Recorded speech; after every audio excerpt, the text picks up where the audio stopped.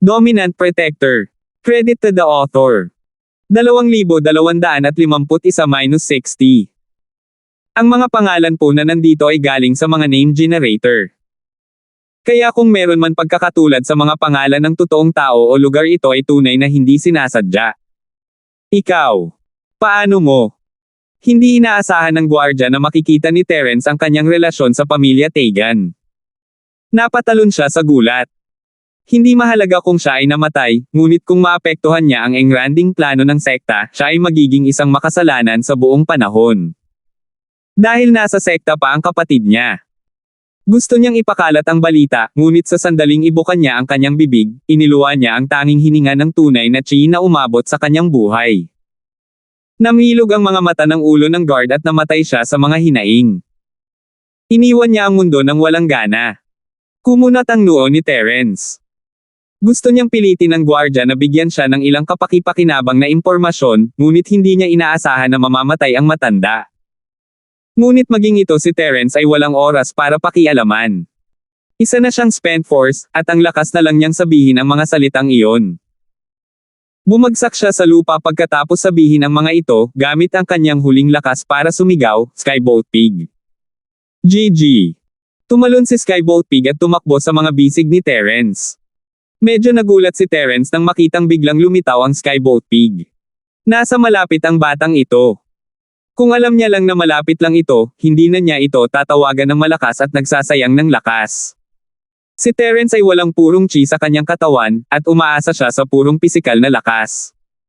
Siyempre, ang hindi alam ni Terence ay matagal nang naghihintay si Jelay sa kuweba, ngunit hindi na bumalik si Terence. Hindi na rin bumalik ang Sky Class na lalaki, at si Terence ay hindi man lang nagpakawala ng mahabang sipol para balaan siya. Naiinip na si Jelay, ngunit hindi siya naglakas loob na pumasok sa kanyang sarili. Kaya, nagpadala siya ng Skybolt na baboy upang suriin ang sitwasyon. Ang maliit na bagay na ito ay maliit at magaling magtago, kaya hindi ito madaling mahanap siya.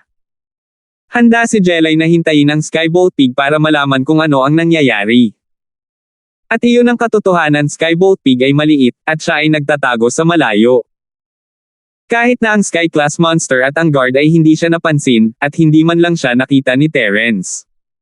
Matalino ang batang ito, ha? Gayunpaman, hindi masyadong inisip ito ni Terence. Binuhat niya ang Skybolt na baboy at sinimulang i-absorb ang purong chi nito para pagalingin ang sarili niya. Ang baboy ay mukhang nasa sobrang sakit, ngunit hinayaan pa rin nitong si Terence na masipsip ang chi nito. Matalino si Skybolt Pig, alam niya na kailangan ni Terence na gumaling, kaya nagngangalit siya at tiniis ito.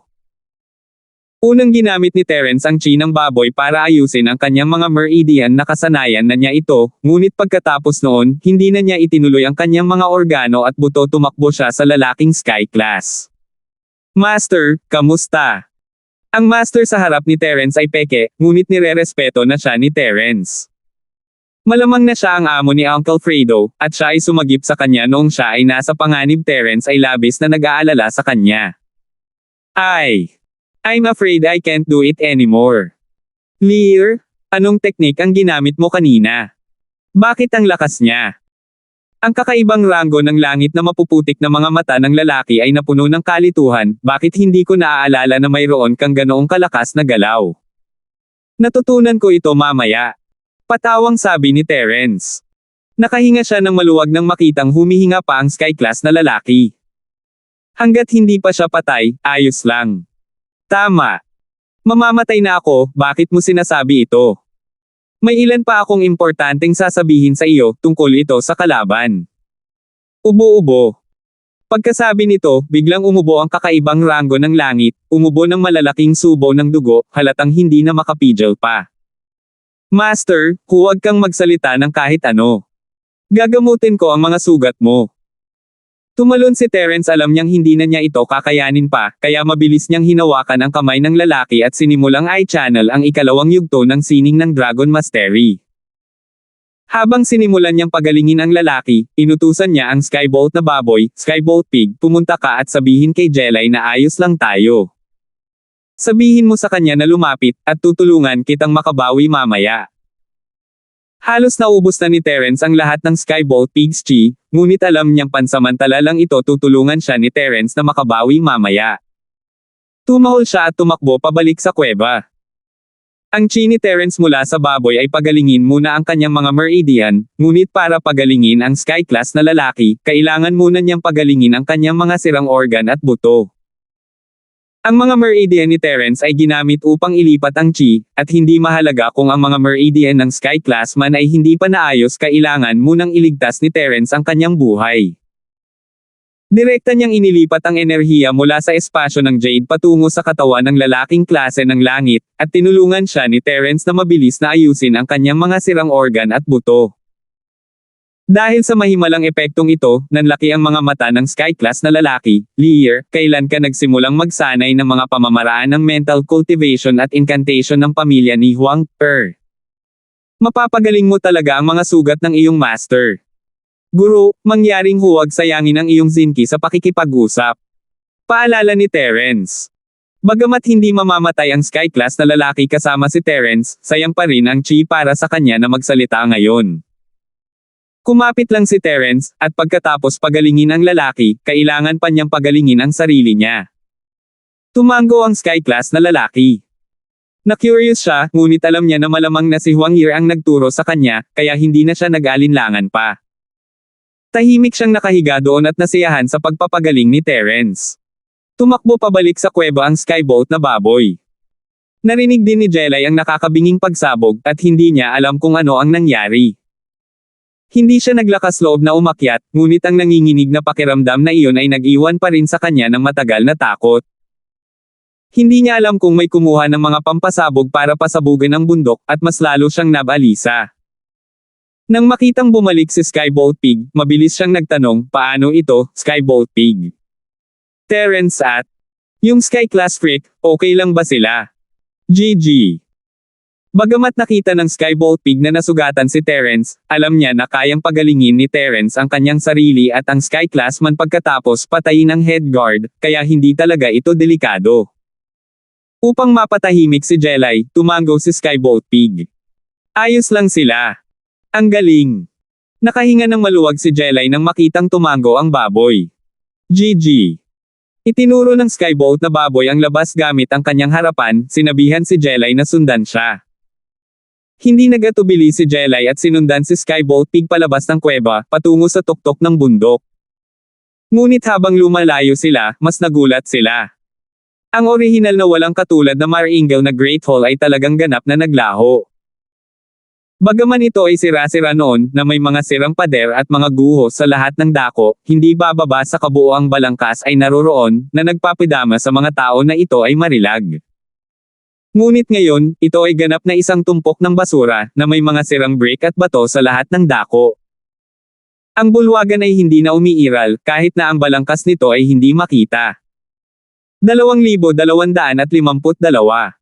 Ito ay magtatanong na sana si Jelay nang makita niya ang natatakpan ng dugo na si Terence at ang Sky Class na lalaki sa hindi kalayuan. Naka-cross-leg si Terence, at ang lalaking klase ng langit ay nakahiga sa lupa. Mukhang pinapagaling siya ni Terence. Walang kamalay-malay na binilisan ni Jelay ang kanyang lakad. Terence. Sabi niya. Nandito ka, Jelay. Ayos lang, pareho tayong nasugatan, pero kaya ko silang pagalingin. Tumango si Terence. Nakahinga ng maluwag si Jelay. Gusto niyang tanungin kung nasaan ang gwardya, ngunit nagpa siya na huwag istorbohin si Terence, nakatutok siya sa pagpapagaling, kung tutuusin. Umupo siya sa gilid at hinintay siya. Nakahinga ng maluwag si Terence matapos ayusin ang mga organo at buto kahit hindi mamatay ang Sky Class na lalaki. Si Terence, sa kabilang banda, ay nagsimulang gumamit ng isang bahagi ng kanyang chi upang pagalingin ang kanyang sarili at isa pang bahagi sa Sky Class na lalaki. Hindi nito naantala ang kanyang paggaling, ngunit ito ay medyo mas mabagal. Hindi nagmamadali si Terence, bagaman patay na ang gwardya, kaya walang dapat ikabahala. Sa isang maringal na bulwagan, isang matandang lalaki na nakasuot ng 8 trigram na damit na nagmumuni-muni ay biglang nagmulat ng kanyang mga mata at mahinang nagsabi, hindi ba sinabi ko sa iyo? Huwag mo akong istorbohin habang naiintindihan ko ang makalangit na daw. Master, hindi maganda. Nasira ang soul ni 13th na si Jade Tablet. Nakasuot din ng tao ng 8 trigram na robe.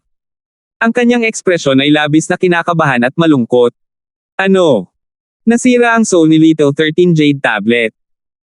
Ang matandang lalaki sa 8 trigrams robes ay shooting out a soul-stirring light, dahilan para ang taong dumating ay hindi nang ahas na tumingin sa kanya ng diretso. Oo. Ako ang may hawak ngayon. Bigla akong nakatanggap ng report mula sa alagad na naglilinis ng Jade Memorial Hall. Kanina lang daw nabasag ang soul ni 13 na si Jade Tablet. Maingat na sabi ng kausap. Little 13. Paanong may nangyaring masama sa kanya sa lugar na iyon? Sa kanyang mga husay, kahit na ang Sky Class Midface ay maaaring sumalungat sa kanya, maaaring ito ay. Tumayo ang matanda mula sa lupa at sinabing, "You're a Sky Class Midface." Ipadala kaagad ang maliit na 12 sa bayan ng Rel-Ada. Hayaang sumunod sa kanya ang 6 na bata at imbestigahan ang bagay. Kung may mga kaaway, hayaan ang maliit na 6 na harapin sila ng personal. Pagkatapos, hayaan ang maliit na 12 na protektahan si Tegan ng matagal. Oo, Master. Bagamat ang taong ito ang unang alagad ng matanda na nakasuot ng 8 trigram na damit, maingat siya sa harap ng matanda at hindi nang ahas na sumaway. Kahit na siya ay Sky Class late face peak na, naramdaman pa rin niya ang pressure sa harap ng master na ito. Pareho silang Sky Class late face peak, ngunit may malaking pagkakaiba sa kanilang lakas. Ang ilan ay kakapasok lamang, habang ang iba ay malapit sa landas sa kalangitan. Si Lemuel ay isa ring Sky Class late face peak, at isa sa mga disipulo ng matandang lalaki. Ang matandang lalaki sa 8 trigram na damit ay may 13 alagad. Ang dating head guard ay ang maliit na 13 na binanggit niya. Kahit na ang kanyang pinakabatang disipulo ay Sky Class early phase, at gusto siyang palabasin ng matanda para sa pagsasanay, ngunit hindi niya inaasahan na mangyayari ito. Si Little 6 ay nakatatandang kapatid ni Little 13, kaya natural lang sa kanya na ipaghiganti ang kanyang nakababatang kapatid.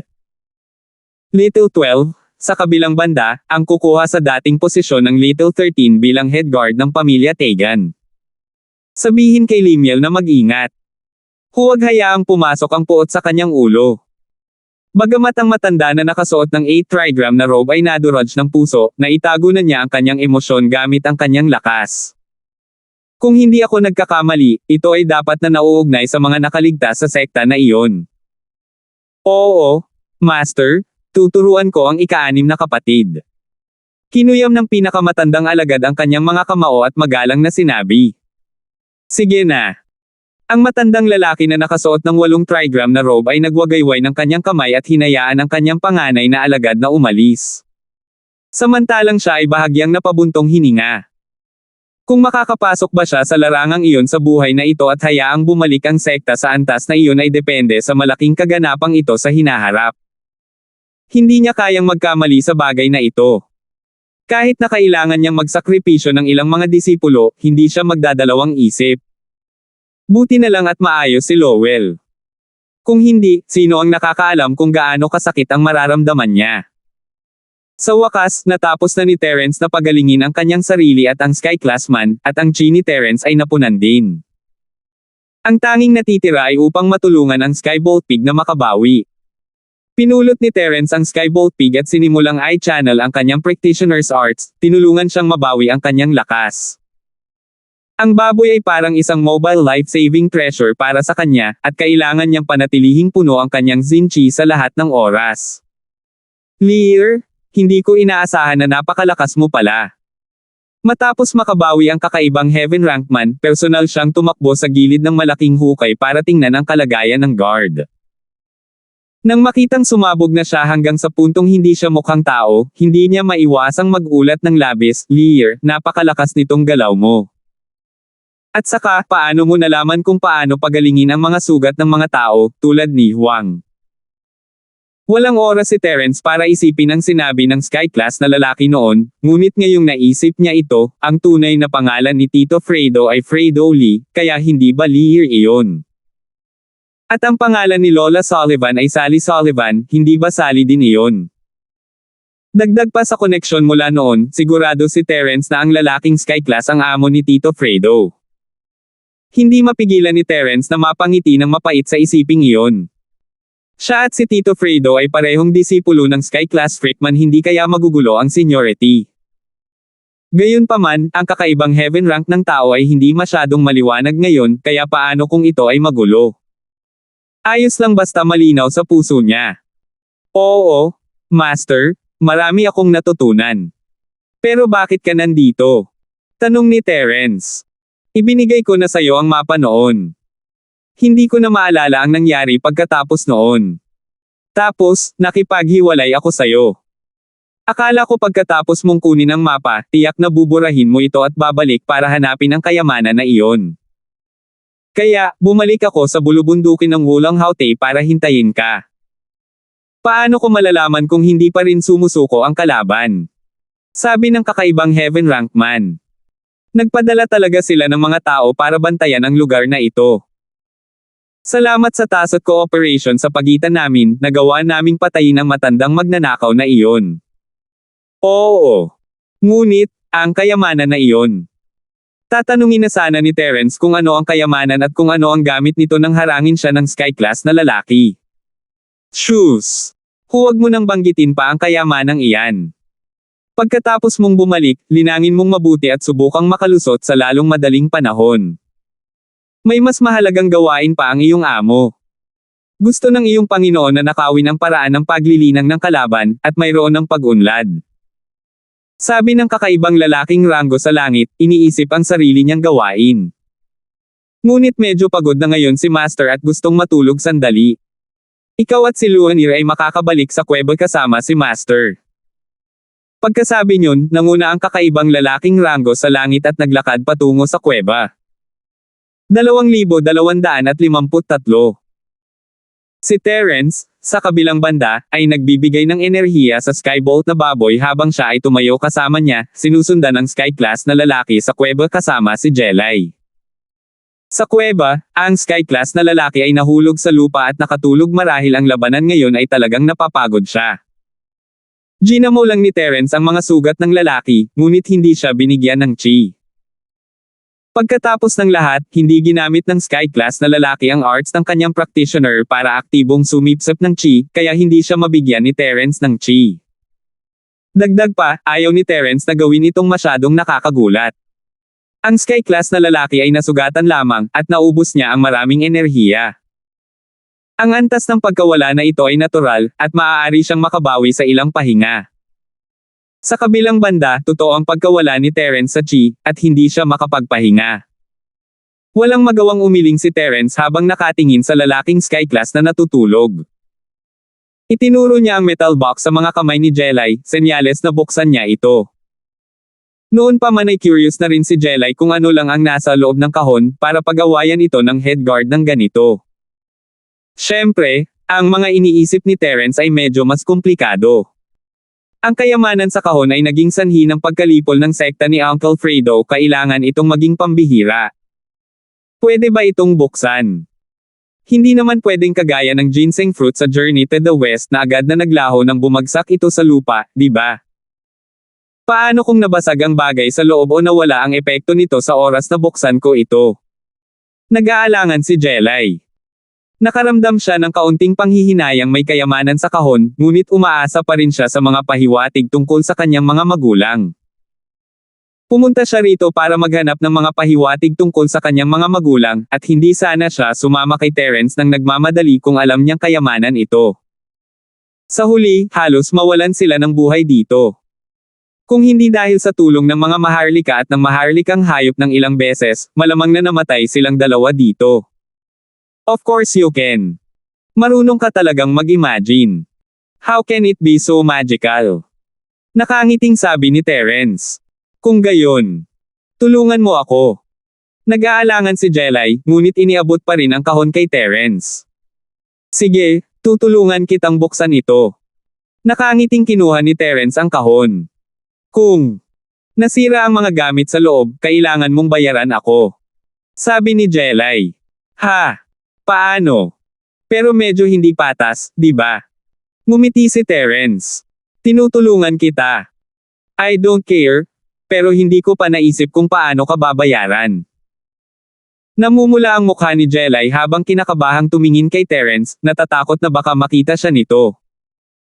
Ang paglalakbay na ito sa kabundukan ng Wulang Haote ay naglapit sa dalawa ng kaunti, biglang naramdaman ni Jelay na hindi naman ganoon kasama si Terence. No wonder maraming babae ang nagkagusto sa kanya. Ipopromote ba siya bilang lahat ng manliligaw niya? Gayunpaman, bigla niyang naisip na mahihirapan siyang mag-level up ngayon. Napakaraming babae sa paligid ni Terence, ang ilan sa kanila ay naghihintay pa sa pila. Sa tabi ni na Cheryl at Yasi, maging si Amara ay naghihintay na sa pila, hindi alam ni Jelay kung ano ang gagawin. Paano kung ma-reject siya? At saka, hindi niya matiyak kung nagpapasalamat lang siya o talagang nine-love siya kay Terence. Kalimutan mo na, wala na akong pakialam. Isa-isang hakbang ko lang. Sabi ni Jelay sabay buntong hininga. Sige, kung nasira talaga, babayaran kita kapag napag-isipan mo na. Hindi ito masyadong inisip ni Terence, iniisip na nagbibiro lang siya. Kinuha niya ang metal box at sinimulang pag-aralan iyon. May maliit na metal na kandado sa kahon, at pinindot ito ni Terence, pinaandar ito at binuksan ang kahon. Ang nakita ni Terence, gayunpaman, ay isang purong puti, malinaw na bato. Ang bato ay mukhang napaka-espesyal. Parang isang piraso ng jade o salamin, pero hindi. Si Terence ay naghahanap ng purong dilaw na jade, asul na kristal na pulbos, at iba pang materyales para gumawa ng mga palawit ng jade. Marami na siyang ginawang pagsasaliksik, ngunit hindi pa siya nakakita ng ganitong kakaibang materyal. Parang jade, pero hindi. Parang kristal, pero hindi. Parang si amber, pero hindi si amber. Napakagandang bato. Hindi mapigilan ni Jelay na mapasigaw habang nakatingin sa kahon sa mga kamay ni Terence. Ito ay talagang napakaganda. Tumango si Terence, ngunit ang kanyang atensyon ay hindi sa kung gaano kaganda ang bato. Hindi ito matatawag na kayamanan ng sekta dahil lang sa ito ay maganda. Pagkatapos ng lahat, sa mga sinaunang sekta at practitioner na ito, gaano man sila kaganda, sila ay makamundong pag-aari lamang, hindi gaanong pakinabang. Maaaring kumita ng pera kahit saan, hindi na kailangang pumunta sa isang sinaunang sekta at robin sila o patayin para sa kanilang kayamanan, at hindi na kailangan ng isang sky-class master na magbabantay sa lugar na ito sa loob ng napakaraming taon para lamang hintayin ang mga tao ng sekta na ito na bumalik at kunin ang kayamanan. Sa makatuwid, ang bagay na ito ay talagang hindi kasing simple ng hitsura nito sa ibabaw. Gayunpaman, ano ang silbi ng bagay na ito? Inabot ni Terence ang kanyang kamay at maingat na inilabas ang kakaibang bato. Tinitimbang niya ito sa kanyang kamay at pinagmasdang mabuti. Malamig sa pagpindot ang bato, ngunit naramdaman ni Terence ang pagiging pamilyar. Kumalabog ang puso niya, parang umalangaw-ngaw sa bato, na ikinagulat niya. Anong mali? Mabilis na tanong ni Jelay nang makita ang pagkunot ng noo ni Terence. What is this thing? Hindi ko pa alam. Umiling si Terence, naalala ang sandaling iyon. Ito ay isang panandaliang pakiramdam, at si Terence ay hindi lubos na maunawaan ito.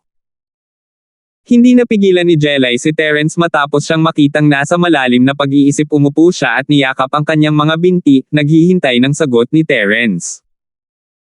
Masyadong maraming mga bagay ang nangyari sa nakalipas na 2 araw. Ang relasyon ni Jelay kay Terence ay naging mas malapit, ngunit siya ay napagod din. Ang mga bundok ng Wulang Haote ay masyadong mapanganib, at siya ay medyo natatakot pa rin.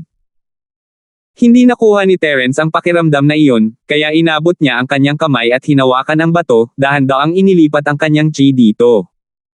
Sa sandaling ito, nagulat ang mukha ni Terence. Talagang tinatanggihan ng batong ito ang totoong chi na ipinadala niya. Habang pinapaikot ni Terence ang mga sining ng kanyang practitioner, nagsimulang dumaloy ang chi mula sa bato sa katawan ni Terence.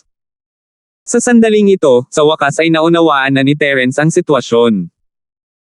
Ang batong ito ay katulad ng kanyang jade space, maaari itong magbigay ng tuloy-tuloy na enerhiya sa practitioner.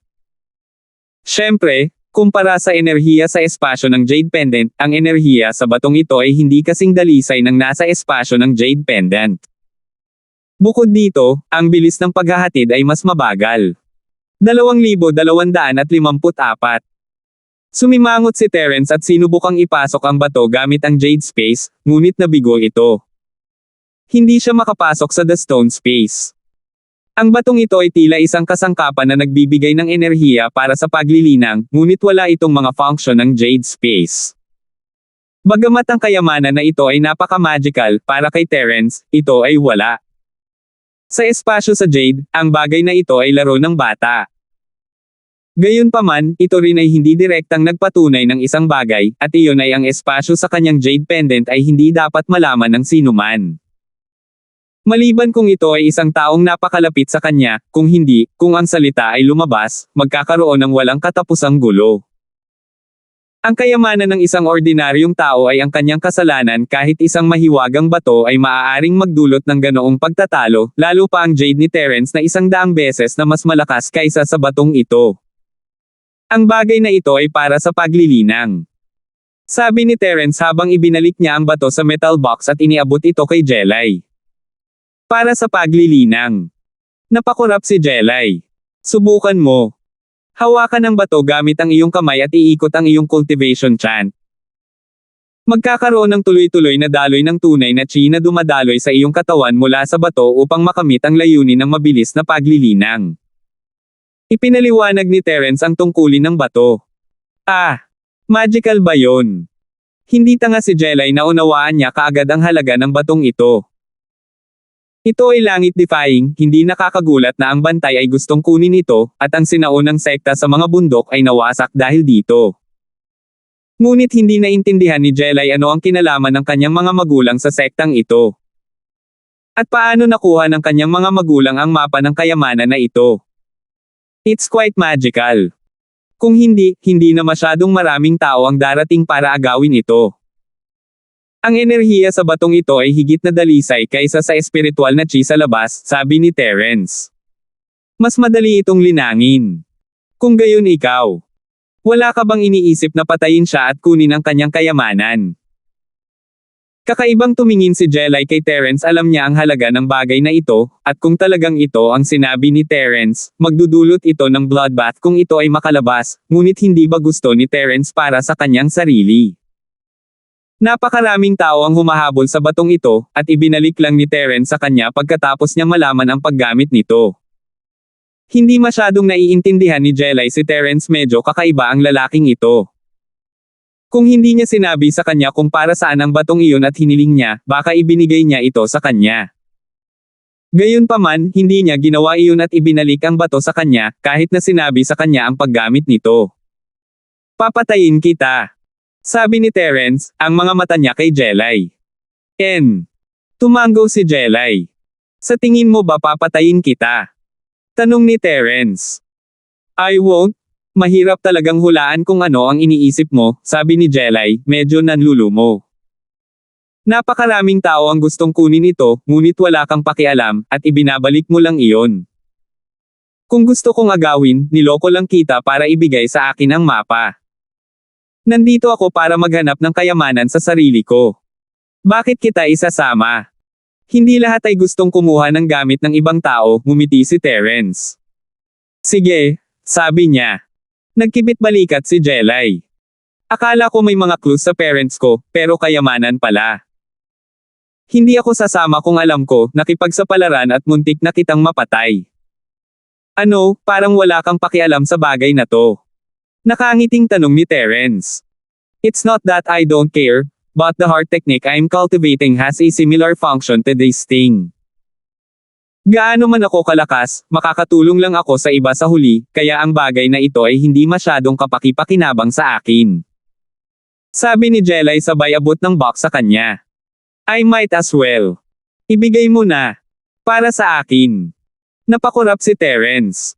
Oo. Napaka-generous mo na, hindi ba pwedeng maging mapagbigay kahit minsan?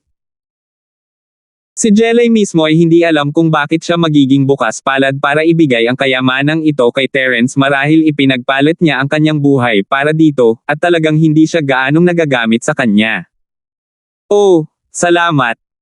Napakurap si Terence, medyo nahawakan, ngunit itinulak pa rin ang kahon pabalik kay Jelay. Mayroon akong sariling paraan ng paglilinang. Ang bagay na ito ay walang silbi sa akin, kaya dapat mong itago ito. Dapat ito ay isang bagay na iniwan ng iyong mga magulang para sa iyo, paano ko ito aalisin? At saka, ang iyong paraan ng paglilinang ng puso sa pagsuporta ay hindi rin masama. Sino ang nakakaalam, baka ito ay may malaking pakinabang sa akin sa hinaharap. Hindi masyadong inisip ni Jelay ang unang kalahati ng pangungusap ni Terence. Ito ay regalo mula sa kanyang mga magulang, kung tutuusin, at talagang wala itong gaanong gamit sa kanya. Kahit nasanayin niya ng sukdulan ang arts ng practitioner ng House Sun, magiging regalo lang ito para sa iba sa huli. Ngunit ang ikalawang kalahati ng pangungusap ni Terence ay nagpabilis ng tibok ng kanyang puso. May sinusubukan ba siyang ipahiwatig? Malinaw na alam niya ang kakaiba ng kanyang mental cultivation method. Nakipag-appointment ba siya sa kanya ng maaga para ibigay sa kanya ang lahat ng totoong she cultivated sa hinaharap? Namula ang mukha ni Jelay sa naisip, ngunit tinanggap pa rin niya ito pagkatapos ng ilang pag-aalinlangan. Hindi niya ito maibibigay sa iba kung ayaw ni Terence hindi man lang siya makapagsalita ng kalahating salita. Kung malalaman ito ng mga tao, hindi lang ito magdadala sa kanya ng malaking problema, kundi hihilahin din ito si Terence pababa. Hindi banggitin ang anumang bagay, kung ang kapangyarihan sa likod ng bantay ay dumating kay Terence, ito ay magiging isang malaking problema. Sige, ako na ang kukuha. Magsisikap ako sa aking paglilinang para sa iyo. Sabi ni Jelay. Haha. Tumawa si Terence, pagod ka ba? Dapat magpahinga ka na rin. Kinakabahan ka nitong nakaraang 2 araw kaya hindi ka nakatulog ng maayos, tama ba? Nakatulog ka ba ng maayos sa pugad ng leon ng apoy kahapon? Pero pagod talaga ako ngayong araw. Sabi ni Jelay. Kung ganoon ay matulog na tayo. Sabi ni Terence, naglilinang ako. Ang pinsalang ito at pagkawala ng lakas ay hindi nagpabuti pa ng lakas ni Terence. Walang gusaling hindi nasa Syra, at ang pagsira bago itayo ay ang sinubukan at nasubak na paraan ni Terence sa paglusot sa mga limitasyon. Kung sabihin, parang naghahanap ng pang-aabuso, ngunit sa landas ng martial arts, lahat ay may kanya-kanyang paraan ng pagsasanay at paglusob. Lahat ng kalsada ay patungo sa Roma, at iba ang mga ito. Mahirap sabihin kung ang mga kalaban na ito ay inaabuso o tinutulungan si Terence. Kakatapos lang niyang pumasok sa Earth Class Mid-Phase kanina, at pinatatag lang niya ang kanyang lakas sa pabango ni Melissa hindi nagtagal bago siya pumunta sa Hulang Haote. Panaginip talaga ang mag-level up sa pagkakataong ito, kaya hindi masyadong nalungkot si Terence tungkol dito. Sa kalagitnaan ng gabi, nagsasanay si Terence nang makarinig siya ng kakaibang tili. Tumalon si Terence at mabilis na binuksan ang kanyang mga mata. Siya ay nagsasanay, ngunit ang kanyang espiritu ay binibigyang pansin ang sitwasyon sa loob at labas ng kuweba. 2,255. Ang isa ay natatakot na ang kakaibang lalaking ranggo ng langit ay muling mabaliw, at ang isa naman ay natatakot din na ang mga kasabwat ng guardsman ay dumating na naghahanap sa kanya. Hindi niya akalain na ang inaalala ni Terence ay magwawala sa huli. Pagkagising ng lalaki ng Sky Class, bigla itong bumangon sa lupa at tulalang tumingin sa kuweba. Biglang dama po ang kanyang mga mata kay Terence, at isang matinding liwanag ang lumitaw, "Sino ka? Anong ginagawa mo dito?" Kumurap si Terence. Ang Sky Class na lalaki ay palaging iniisip na siya ay kanyang disipulo, kaya bakit hindi niya ito nakilala? "Guro, ako ito, ako ang iyong disipulo." Sabi ni Terence. "Ikaw ang aking alagad." Natigilan din ang kakaibang ranggo ng langit, at agad na nagsabi, "You are not Lear." "Sino ka?" "Ako." Sumisikip ang puso ni Terence. Bumalik na ba sa dati ang Sky Class na ito o nabaliw na naman? Hindi na niya talaga ako nakilala. "Magsalita ka. Sino ka? Who the hell are you?" Ang Sky Class ay umungol at nagpakita sa harap ni Terence. Hindi ito makaiwas ni Terence kahit na gusto niya. Hinawakan niya ang kwelyo ni Terence at ang kanyang mga mata ay puno ng pagbabantay at galit. "Sabi mo sa akin, pinatay mo ba ang aking alagad? Nasaan ang Lear? Sabihin mo sa akin." Ako si Lear." Hindi inaasahan ni Terence na magiging napakabilis ng pag-alit ng Sky Class na lalaki. Napangiti siya ng mapait sa kanyang puso, ngunit maaari lamang niyang ipilit na siya ay Lear. Kung hindi, mapilayan siya ng sky class na lalaking ito ng isang sampal. Gago ka ba? Sumimangot ang sky class na lalaki at nadagdagan ang lakas sa kamay niya. Binuhat niya si Terence at ihahagis na sana siya sa pader, bilasan mo at sabihin mo sa akin kung sino ka, kung hindi, papatayin kita. Matandang mister. Huwag kang masyadong magpapagod. Nagulat din si Jelay sa sigaw na iyon, gusto niyang hayaan si Terence na mismo ang mag-ayos nito, ngunit nang makitang hindi ito gagana, wala siyang ibang pagpipilian kundi ang bumangon at magpaliwanag para kay Terence, siya. Siya ang iyong disipulo. Nanlaki ang mga mata ng kakaibang lalaki nang sisigat na sana siya, ngunit lumingon siya kay Jelay na patigil siya sandali, may pagkalito sa kanyang mga mata bago sila lumambot, Huang Yi. Bakit ka nandito? Anong ginagawa mo dito? Kakaibang tumingin kay Jelay ang sky class na lalaki bago lumingon kay Terence. You said he's Lear. Hindi alam ni Jelay kung bakit hindi naging mainit ang ulo ng kakaibang lalaki, but it was a good thing. Mabilis siyang tumango, tama, siya ang iyong disipulo. Oh, tama na. Binitawan ng sky class na lalaki si Terence at tumango, dahil sinabi ni Yuir na Lear ka, dapat Lear ka. Phew! Nakahinga ng maluwag si Terence, sa pag-aakalang swerte siya. Hindi alam ni Jelay kung ano ang nangyayari, ngunit may magandang hula si Terence. Nakita siguro ng kakaibang heaven rank na hindi siya kamukha ni Fredo, kaya bigla itong naging matino at nagsimulang manggulo. Ngunit pagkatapos ay nakita niya si Jelay at napagkamalan niyang naisip na siya ay si Sun Luofei, ang Lola Sullivan, kaya naisip niya na totoo ang sinabi nito at naisip niya na siya ay Lear. Mabuti na lang at narito si Jelay, kung hindi ay hindi maipaliwanag ni Terence ang kanyang sarili. May mali. You're not Lear. You're not. Tumingin ang sky class na lalaki kay Terence at biglang tumawag muli, ngunit naging hinala ang kanyang mga mata nang tumingin siya kay Jelay, you're Huang Yi.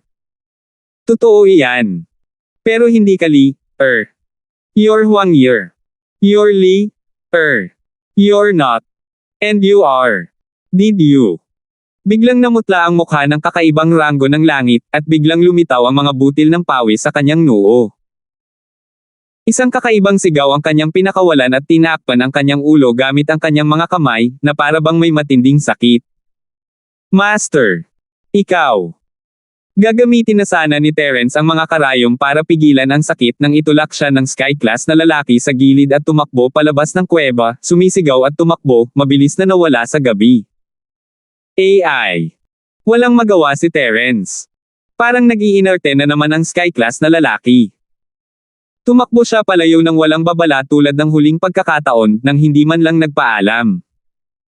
Tiyak na nakakaawa ang amo ni Uncle Fredo, isang sandali ay normal, at ang susunod na baliw. Noong normal siya, hindi siya masyadong normal. Pagbaliw niya, lalo siyang naguluhan. Terence! Ang kakaibang lalaking iyon. Bakit siya biglang? Si Jelay ay natutulog at hindi alam kung ano ang nangyari. Hindi ko alam, pero baka umarte na naman ang kabaliwan. Mapait na ngumiti si Terence, sa huling pagkakataon, natutulog siya sa kuweba sa kalagitnaan ng gabi. Habang natutulog siya, tumalon siya at tumakbo palayo. Ganun din sa pagkakataong ito. At tumakas lang siya. Tiningnan ni Jelay ang kahon sa kanyang mga kamay, hindi alam kung ano ang sasabihin. Oo, tumakas lang siya. Tumango si Terence, mukhang kapag natutulog siya sa gabi, hindi siya masyadong malinis ang ulo sa kalagitnaan ng kanyang pagtulog. Ngunit ito ay mas mahusay sa araw. Sa araw, tinatrato pa rin niya ako bilang kanyang alagad. Ano ang dapat nating gawin ngayon? Saan kaya siya nagpunta? Tanong ni Jelay. Ang hirap sabihin. Gabing-gabi na. Kung gusto niyang tumakas, saan natin siya hahanapin? Higit sa lahat, pupunta lang tayo sa direksyon kung saan siya tumakbo, mapait na ngumiti si Terence, wala tayong magagawa kung hindi natin talaga siya mahanap. Noong huling pagkakataon, naghintay si Terence sa kuweba ng mahabang panahon, ngunit hindi bumalik ang lalaking sky class.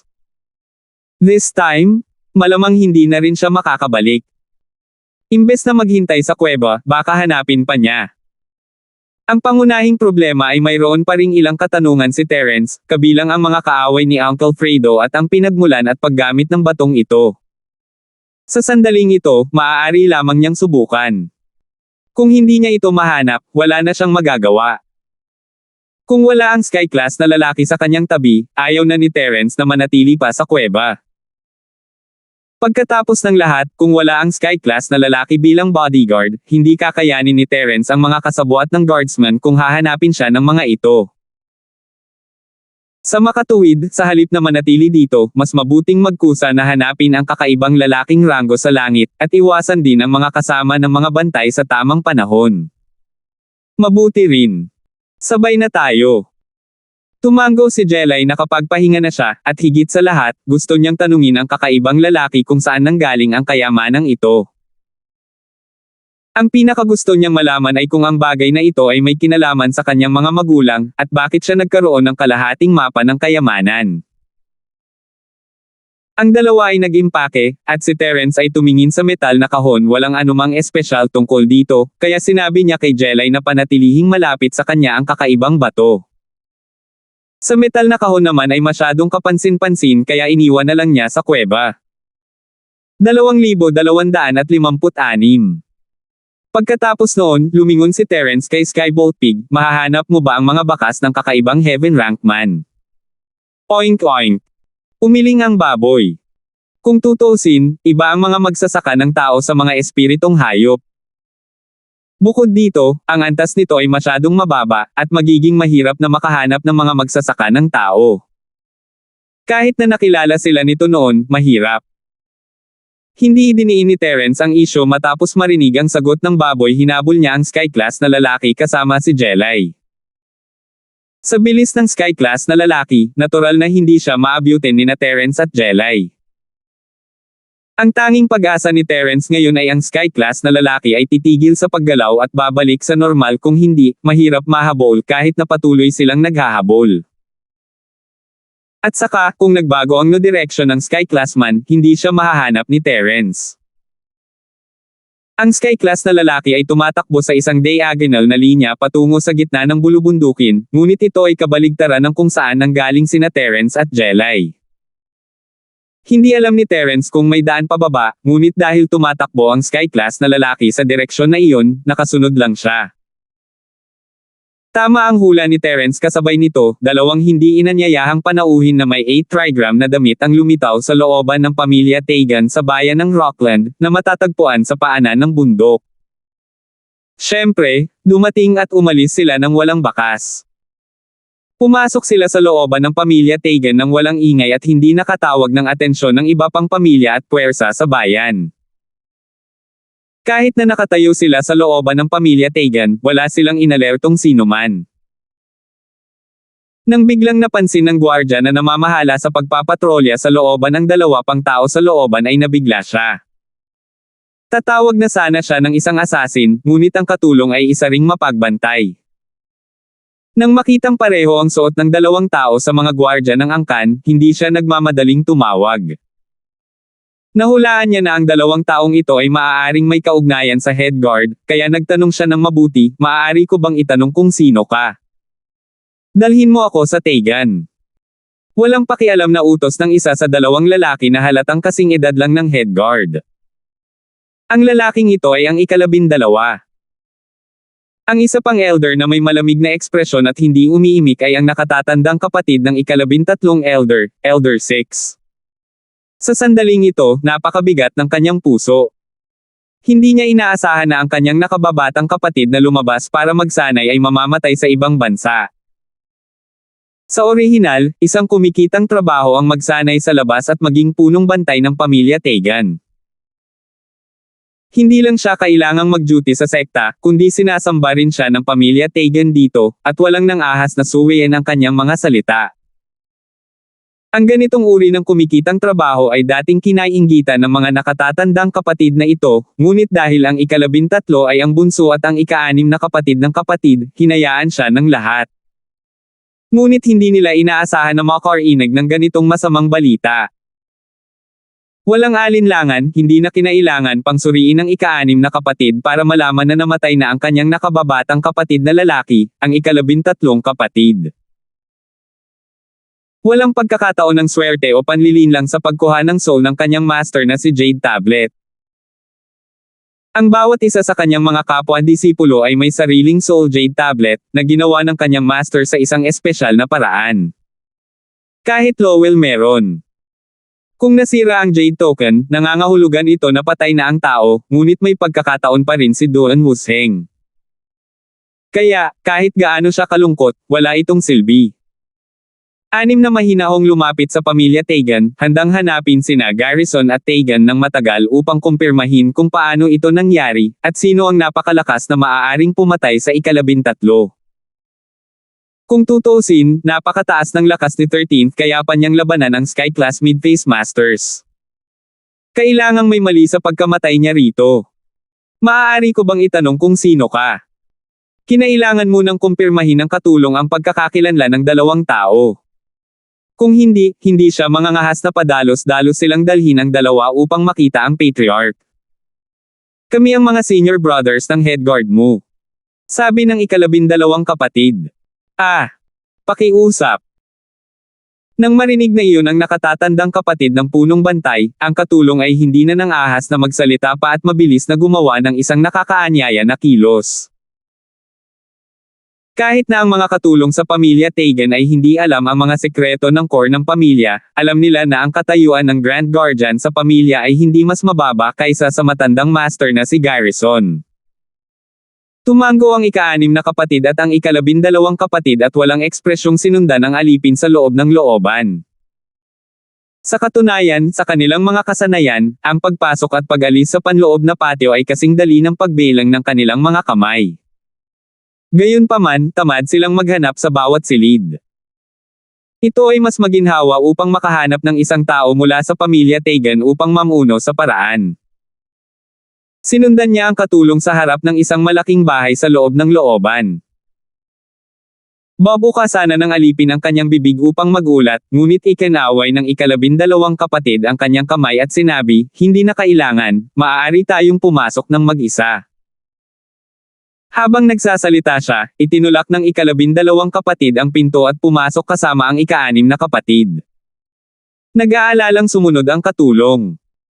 Nang hihingi na sana siya ng tawad kay Homer, narinig niyang sinabi ni Homer, Great Guard, bumalik ka na ba? Ikaw dapat si Garrison, di ba? Hindi sinagot ng no. 12 ang tanong ni Garrison, ngunit tinanong niya ang matanda sa silid. Bumilis ang tibok ng puso ni Garrison. Hindi niya akalain na hindi head guard ang pumasok kundi isang estranghero. Ang tanging tao sa pamilya Tegan na maaaring pumasok at lumabas sa kanyang bahay ayon sa kanyang gusto ay ang head guard, kaya hindi na masyadong inisip ito ni Garrison noon. Ngayon, nabigla siya.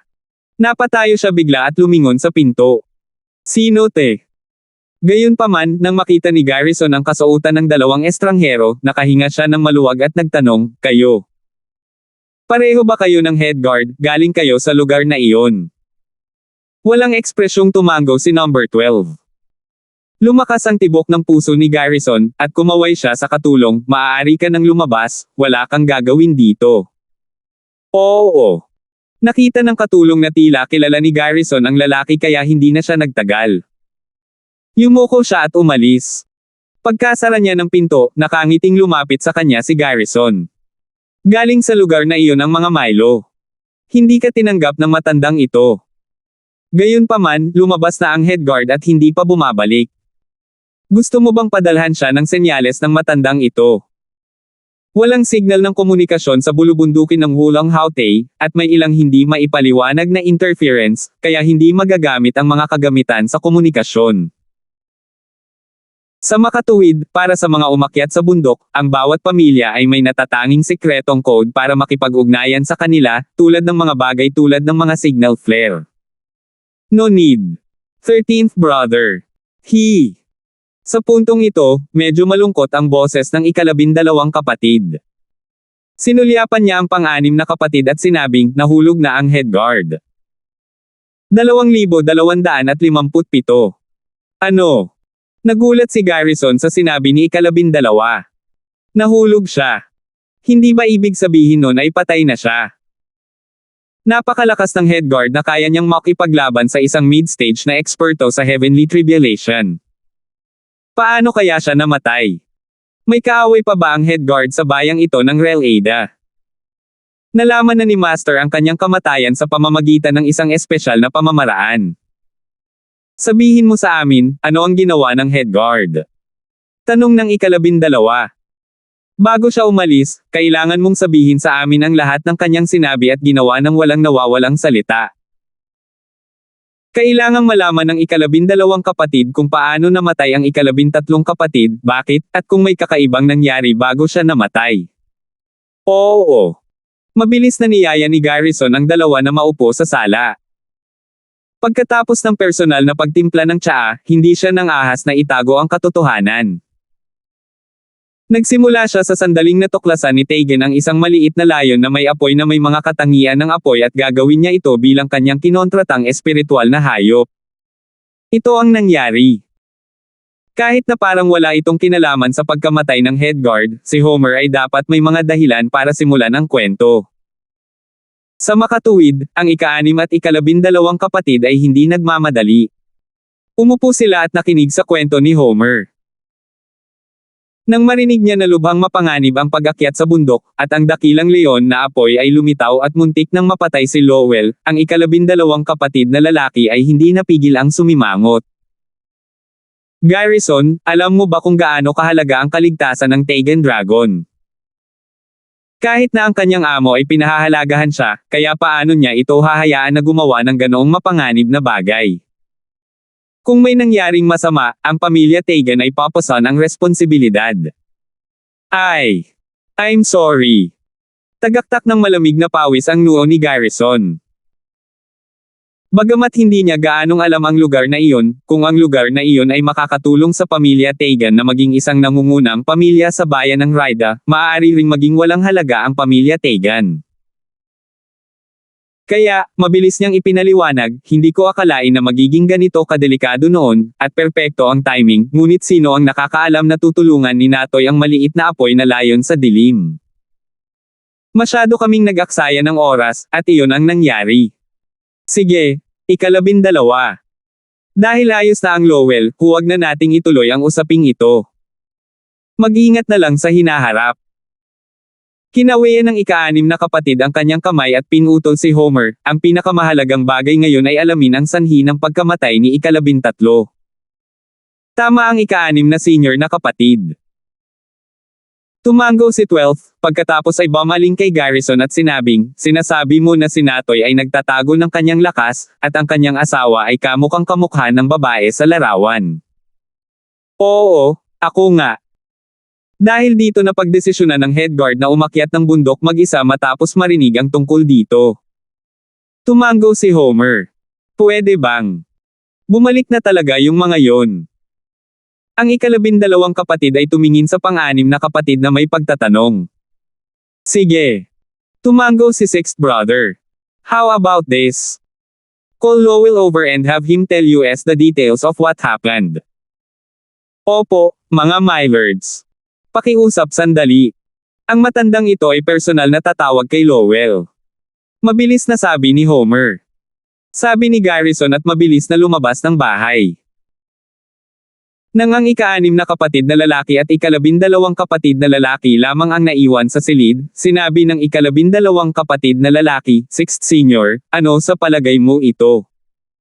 Dapat tama ang hula mo. Dapat ay bumalik na ang kahalili ng sekta na iyon. Gayunpaman, hindi ko alam kung anong relasyon niya sa 2 taong hinahanap natin. Anak ba nila siya o nakabalat kayo? Ang pang-6 na kapatid ay nag-alinlangan sandali at nag-isip. 2 lang ang posibilidad.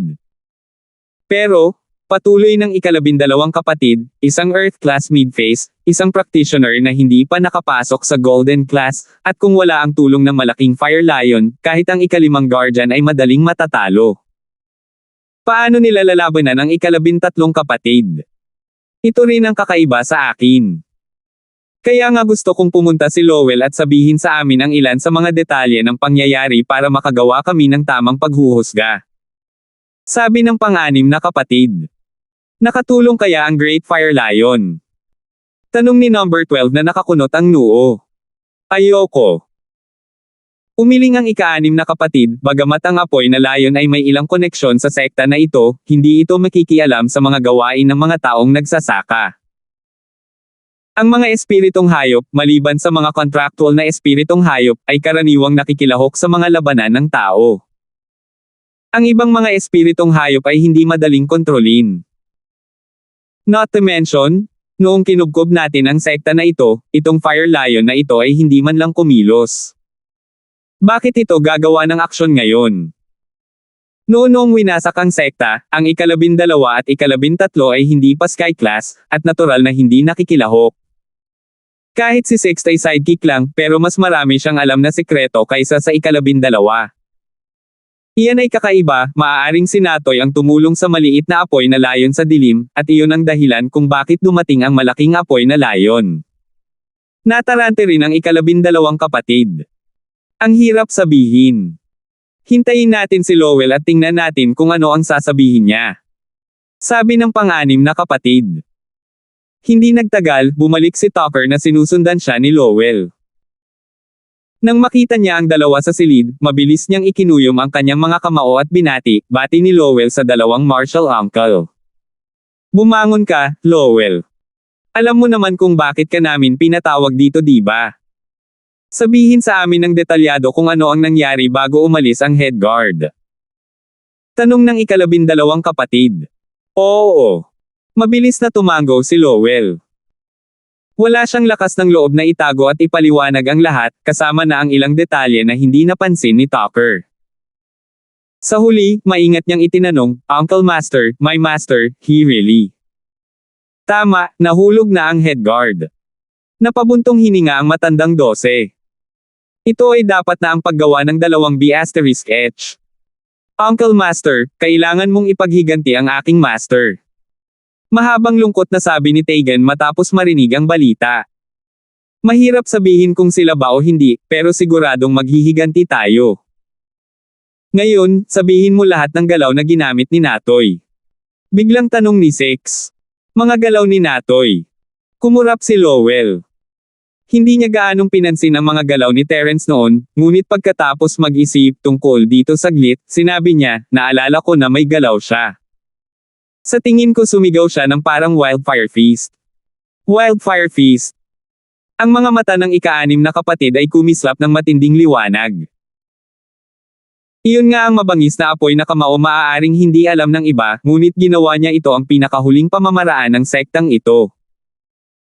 Dahil ginagamit ito ni Natoy, walang duda siya ay mula sa sekta na ito.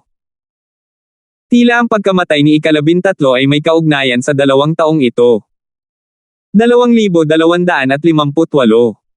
Sixth senior brother, what's wrong? What's wrong with this wildfire feast?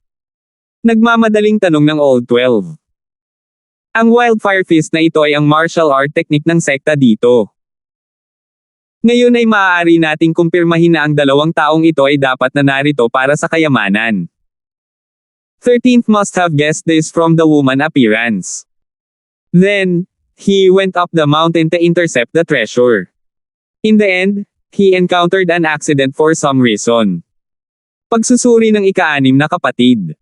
Nakikita ko. Malungkot na sinabi ng ika-12 kapatid na lalaki, ika-6 na nakatatandang kapatid, aakyat ba tayo ng bundok ngayon upang hanapin ang 2 taong iyon? Dapat natin silang patayin gamit ang ating sariling mga kamay at ipaghiganti ang ika-13. Ang dilim ngayon. Saan mo siya hahanapin? At napakatagal na. Kahit na mahanap natin ang lokasyon base sa aura ng kaluluwa ni 13, nakatakas na ang 2 iyon.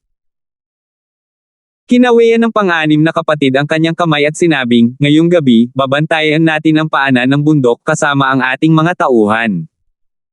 Bukas ng umaga, aakyat ako ng bundok. Patuloy kang magbabantay kasama ng iyong mga tauhan. Kung ang 2 taong iyon ay bumaba ng bundok, ikaw ang mananagot sa pagharang sa kanila at magpadala ng signal flare. Kung makasalubong ko sila sa bundok, magpapadala din ako ng signal flare. Sige. Let's go now. Tumango si 12 bilang pagsang-ayon. Sa utos ni Garrison, lumabas ang lahat ng eksperto sa pamilya. Maliban sa patriarka na nasa pag-iisa, si Stephen, Monching, ang ika-4 na tagapangalaga, at si Lowell ay sumunod sa ika-6 na kapatid at ika-12 kapatid at sumugod sa paanan ng bulubunduking Woolen Hut.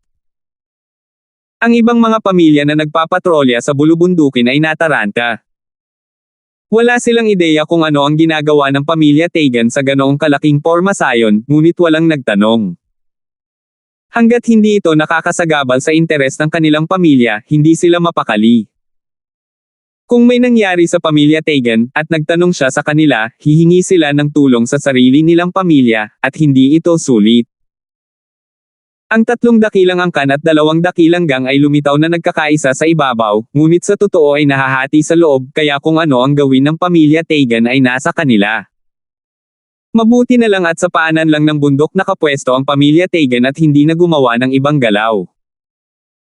Sa bulubundukin, sinusundan ni Terence at Jelay ang Sky-class na lalaki, ngunit wala silang nakitang bakas nito. Nasa harapan natin ang Middle Mountain Range. Umalis na tayo sa Upper Mountain Range. Sa pagtingin sa masukal na kagubatan sa kanyang harapan, alam ni Terence na nakarating na siya sa gitnang ugat.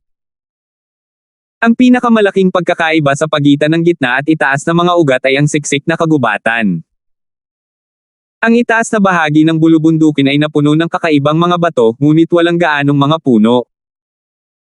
Ang gitnang bahagi ng bulubundukin ay napuno ng makakapal na kagubatan. Halatang-halata ang linyang naghahati at makikita sa isang sulyap. Gayunpaman, ang matagumpay na pag-abot sa gitnang meridian ay nakahinga ng maluwag si Terence. Kung hahanapin sila ng gwardya o pamilya ng Tegan, lubhang mapanganib para kay Terence at Jelay na manatili sa bulubundukin. Kung tutuusin, kakaunti ang mga lugar na mapagtataguan sa itaas na hanay ng bundok. Walang masikip na kagubatan na masisilungan sa kanila, kung kaya't maaari lamang nilang piliin na magtago sa mga malalaking bato at kuweba. Kung gusto ng mga taong iyon na hanapin sila, madali silang mahahanap. Ngunit ito ay naiiba sa gitna ng bulubundukin, ito ay puno ng makakapal na kagubatan, at ito ay napakahusay na nakatago. Kahit na tumayo sila sa pinakamataas na punto ng bulubundukin, hindi nila makikita ang sitwasyon sa gitna ng bulubundukin mula sa posisyon ng bulwagan. Sina Terence at Jelay ay may dagdag na patong ng proteksyon sa gitna. Hindi na tayo bumalik sa pinanggalingan natin. May problema ba? Tumingin si Jelay sa kagubatan, wala ni 100 dito, at halatang walang pumupunta dito madalas. Imposibleng bumalik ngayon. Nagkibit-balikat si Terence. Patay na ang head guard. Maya-maya pa ay darating ang pamilya Tegan o ang kanyang barkada para sa atin. Masyadong delikado kung tatahakin natin ang parehong landas na tinahak natin noong umakyat tayo sa bundok. Totoo yun. Nagseryoso ang mukha ni Jelay sa sinabi ni Terence. Wala na ang weird mong master, at walang tutulong sa amin. Paano tayo bababa ng bundok? Hindi naman tayo haharange ng pamilya Tegan sa paanan ng bundok, diba? Hindi ako masyadong sigurado. Umiling si Terence. Sa totoo lang, ito ang inaalala niya. Bagaman hindi imposibleng bumaba ng bundok sa isang lugar na walang kalsada, ito ay masyadong mapanganib. Pag-usapan muna natin ang gitnang hanay ng bundok. Sinabi ng Great Fire Lion na hindi lamang ang pamilya ng mga spirit beast ng Great Fire Lion sa gitnang hanay ng bundok, kundi iba pang mga espiritong hayop. Ang kidlat na baboy ay isang mystic late phase peak spirit beast, ngunit ang malaking apoy na lion ay isang sky-class spirit beast. Tanging isang sky-class spirit beast lang ang makakalaban dito. Kung hindi, ang hierarchy ng mga espiritong hayop ay napakahigpit, at ang pagsupil ay halata. Kung hindi sila magkaparehas ng ranggo, paano sila magkaaway? Pinatunayan din nito na ang kalaban ng Great Fire Lion ay isa ring heaven rank spiritual beast. Ang baboy na Skybolt ay ganap na hindi nakapagbigay ng anumang epekto, at hindi rin ito kayang pigilan ang kalaban. Ang gulo kung magkita sila. Sila ay maaari lamang umaasa na sila ay mag-isip ng kanilang sariling mga negosyo. Ang mga espiritong hayop ay lahat ay napakatalino, pagkatapos ng lahat. Hindi nila lalabanan si Terence ng walang dahilan, at hindi dapat magkaroon ng anumang problema hanggat makatwiran ang mga ito. Ngunit nag-aalala si Terence tungkol sa mas mababang hanay ng bundok. Bagamat walang mga espiritong hayop doon, mayroong ilang tulad espirito na mga hayop at makamandag na insekto. Ang Skybolt Pig ay walang mamamatay tao na aura ni General Weiwo, kaya mahirap sabihin kung kaya nitong sugpuin ang mala espiritong mga hayop na ito. Hindi ito masyadong inisip ni Terence. Pero nag-aalala siya na baka nasa panganib si Jelay. Paano kung may lumitaw na espiritong hayop at nahuli si Terence? Maging ang angkan ng Tegan ay hindi nang ahas na basta-basta gumamit ng iba pang ruta paakyat sa bundok sa bulubunduking Wulang Haote. Ito ay dapat na lubhang mapanganib. So, may lobo sa harap at tiger sa likod. Medyo mahirap talagang pumili. Hindi dapat maging problema kung susundan mo ako, nakangiting sabi ni Terence. Mas mabuti pang makasagasa ng espiritong hayop kaysa sa pamilya Tegan. Pagkatapos ng lahat, ito ay hindi isang buhay o kamatayang away sa mga espiritong hayop, ngunit mahirap sabihin sa pamilya Tegan. Lalo na kung gusto nilang ipaghiganti ang head guard, mag-iimbite sila ng isang master na sundan sina Terence at Jelay, at hindi na sila makikitungo ni Terence. Hindi man lang nakayanan ni Terence ang isang bantay, at halos hindi sapat ang Sky Class, hindi na siya makakabalik kung may iilan pang darating. Si Jelay mismo ay walang ideya, kaya nakinig na lang siya kay Terence. Nanguna si Skybolt Pig, at maingat na sumunod sina Terence at Jelay sa likod. Naabot na nila ang kanilang layunin, at patay na ang kanilang kaaway. Kung makakaalis sila sa bayan ng Rockland mula sa ibang lugar, iyon ang magiging perpektong wakas. Ang pagsulong sa kagubatan ay halatang mas mabagal kaysa dati. Bagamat hindi masasabing puno ng panganib ang lugar na ito, hindi pa rin nila mabitawan ang kanilang pagbabantay. 2,259. Naglakad ang dalawa at huminto, at hindi nagtagal ay tanghali na kinabukasan. Naging maayos ang kanilang paglalakbay, at hindi sila napunta sa anumang panganib o problema, ngunit habang nangyayari iyon, mas hindi nang ahas si Terence na maging pabaya.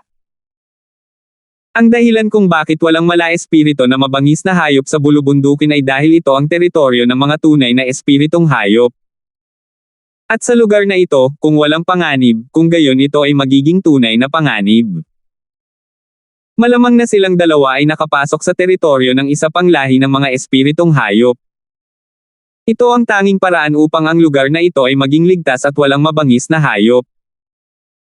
Nagpasya si Terence na magpahinga sandali, hinayaan si Jelay na kumain ng kahit ano habang pinagmamasdan niya ang daan. Kasabay nito, sa panig ng pamilya Tegan, matagumpay na nakarating ang ika-6 na kapatid sa bulubundukin. Sinundan niya ang soul aura ng ika-13 kapatid at hinanap siya. Nang makita niya ang bulwagan na nawasak ng hindi na makilala, hindi niya maiwasang mapabuntong hininga. Malinaw na malinaw sa kanya kung ano ang hitsura ng hall na ito noong nakaraan. Bagaman nasira ang bulwagan noong kinubkob ang sekta, tiyak na hindi ito masyadong seryoso. Bukod dito, ang pagtingin sa mga bakas ng lumilipad na buhangin at mga pira-pirasong bato sa lupa, lahat sila ay bagong nabuo. Sa madaling salita, dapat ay nagkaroon ng digmaan dito hindi pa katagal, at ang hall na ito ay ganap na nilikha sa digmaan. Biglang sumikip ang puso ng ika-6 na kapatid.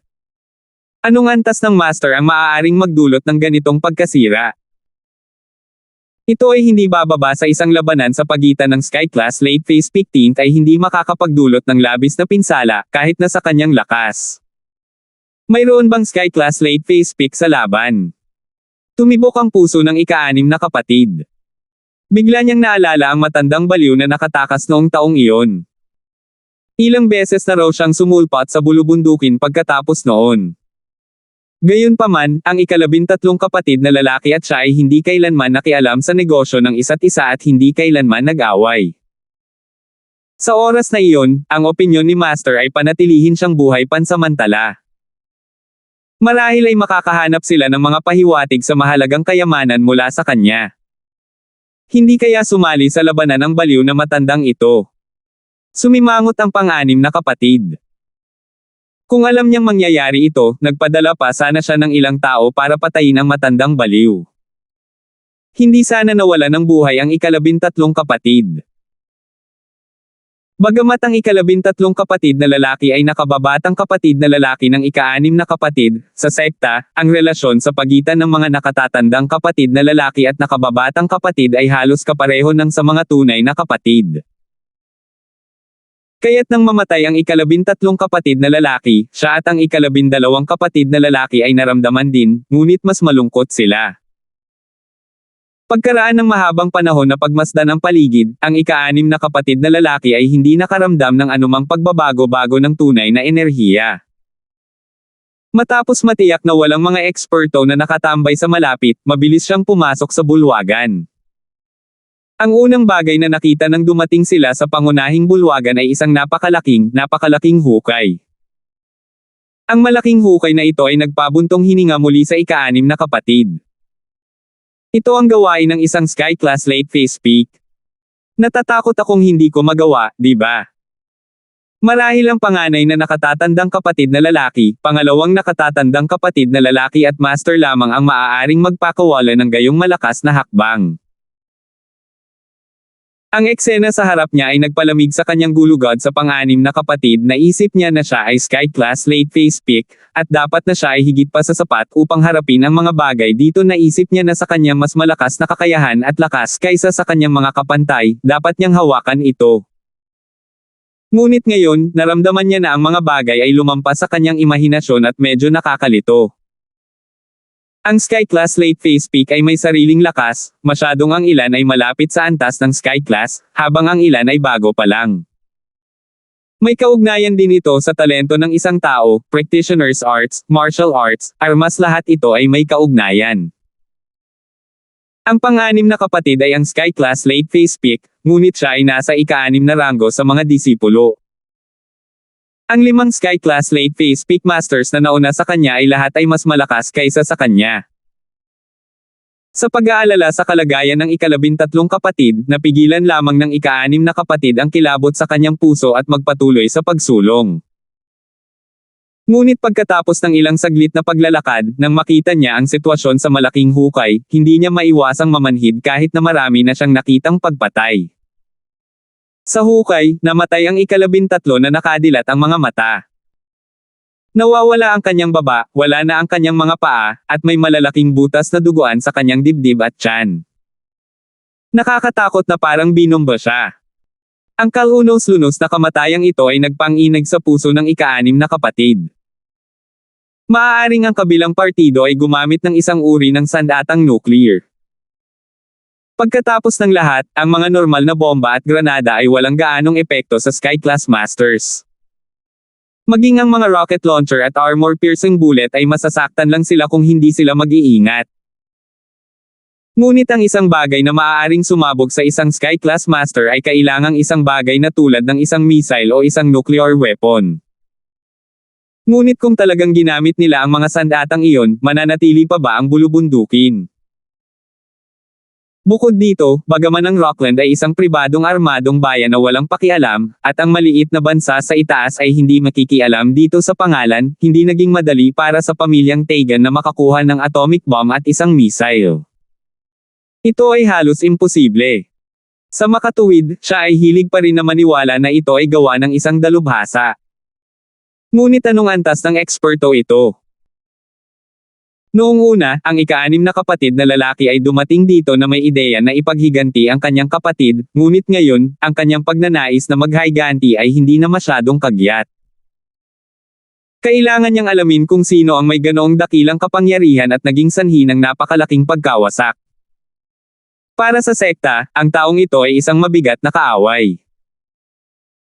Sa lahat ng mga taon na ito, ang sekta ay nagpaplano para sa malaking kaganapang iyon, at ito ay malapit ng maisakatuparan. Hindi sila maaaring magkamali sa oras na ito.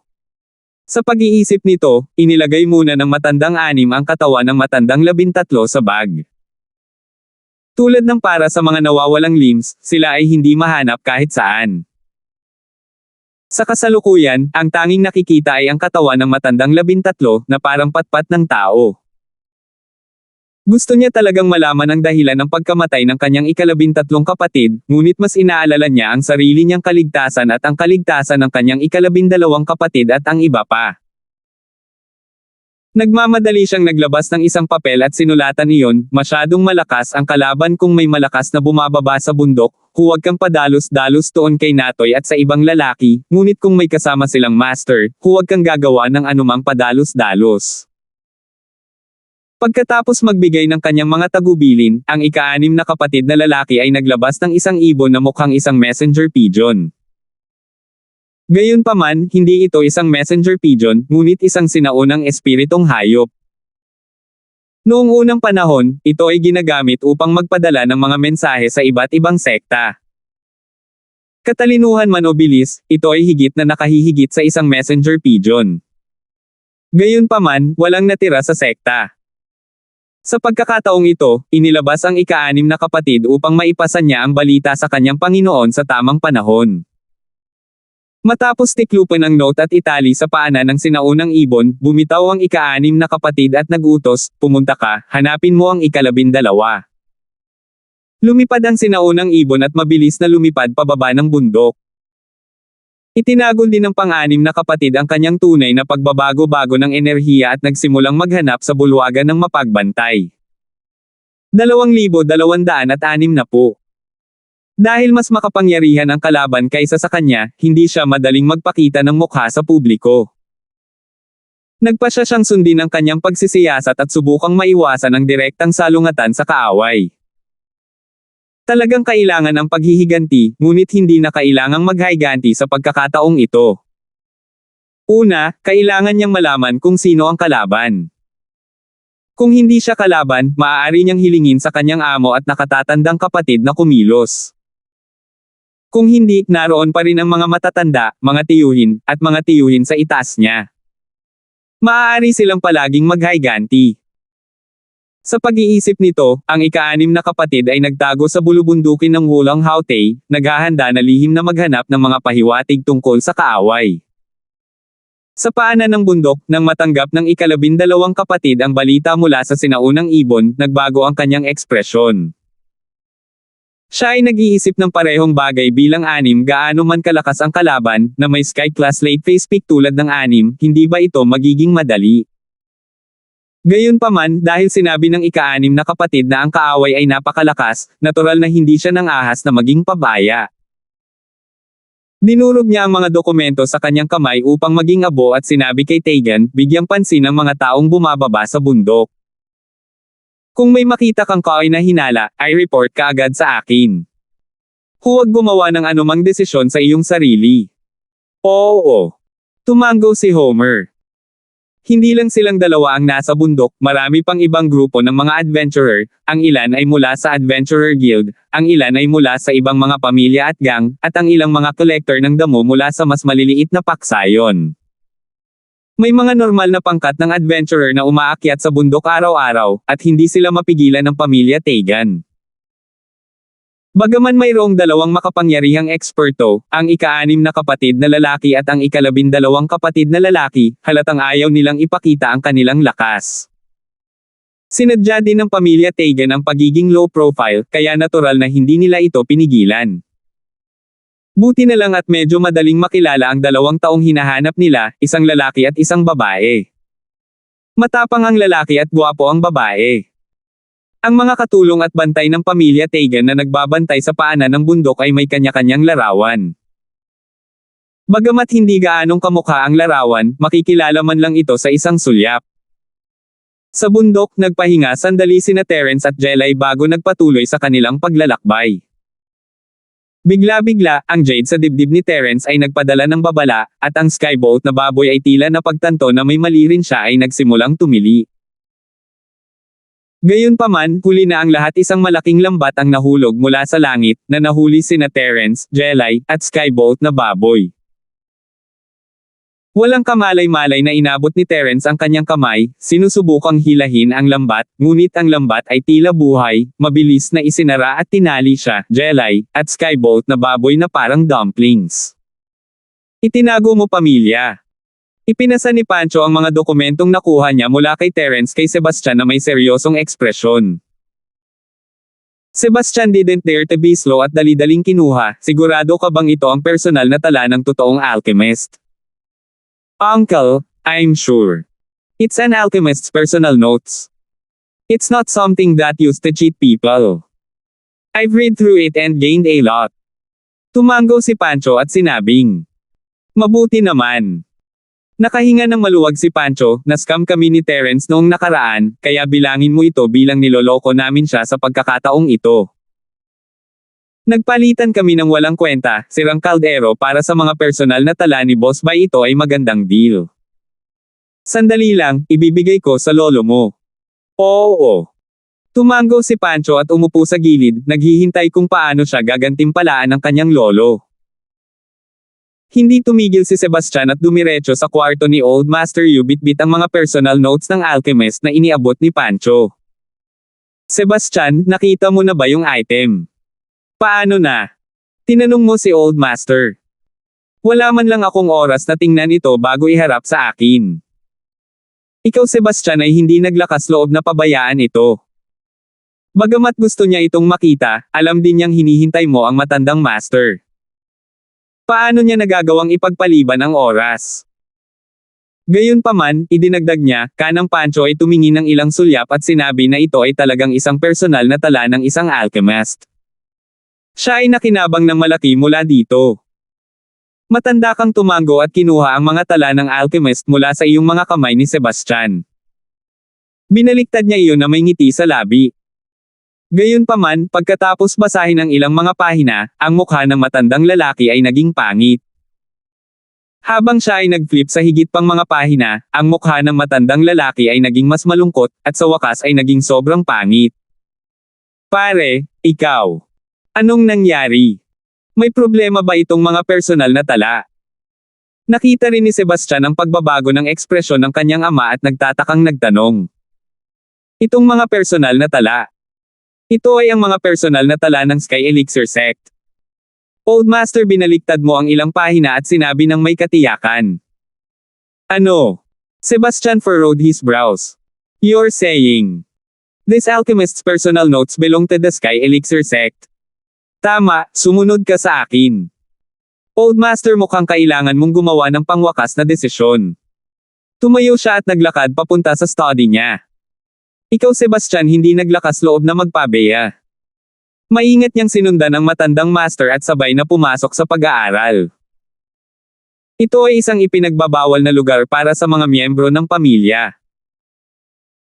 Mayroong maraming mahalagang mga recipe ng alchemy at mga materyal ng alchemy sa pag-aaral na ito, pati na rin ang ilang mga medicinal cauldrons, mahalagang mga halamang gamot, at iba pa. Ito ay halos isang maliit na treasure house, tinitipon ng lahat ng asensya ng pamilya mo.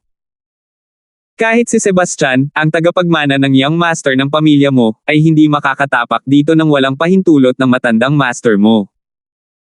Pagpasok sa study, hindi na lumingon si Sebastian. Tumabi lang siya na nakayuko. Kahit na curious siya ay hindi niya ito ipinakita. Old Master, mabilis kang pumunta sa isang bookshelf at ibinaba ang isang thread-bound na libro mula dito. Ilang malalaking salita ang malinaw na nakasulat dito, The Sky Elixir Sect's Alchemy Notes. Matapos itong ilabas, ang matandang master ay hindi ka na makapaghintay na tingnan at ikumpara ito. Bagamat matagal na siyang handa sa pag-iisip, nang makita niya ang dalawang magkatulad na tala ng alchemist, ang mukha ng matandang Master Yu ay sobrang pangit, na para bang namatay ang kanyang ina. Siyempre matagal nang namatay ang nanay niya kaya dapat parang namatay na naman ang nanay niya. Eksaktong pareho. Ito ay eksaktong kapareho ng mga personal na tala ng Sky Elixir Sect. Old Master, ibinalik mo ang threadbound book at itinapon ang kopya sa kamay niya sa desk.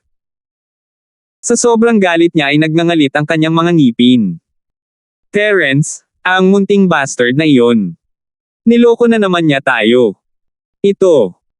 Bagamat hindi nilinggan ni Sebastian ang laman ng mga personal na tala ng alchemist, dahil matanda na sinabi mo na ito ay pareho, ito ay dapat na pareho. Ngumiti lang siya ng mapait. Bahay ay niloko ka muli ni Terence, ngunit sino ang masisisi niya? Not to mention Pancho, kahit ikaw si Sebastian ay hindi pa tumitingin sa mga personal na tala ng alchemist ng Sky Elixir Sect ng ilang beses. Ito ay dahil ang kanilang mga kasanayan sa alchemy ay hindi sapat, kaya matandang master naglabas ka lamang ng ilang mga tala ng alchemy na maaari nilang maunawaan at ibinahagi sa kanila upang maiwasan ang mga ito sa pagtagas ng sekreto. Salamat po at sinamahan ninyo ako, ingat lagi mga master.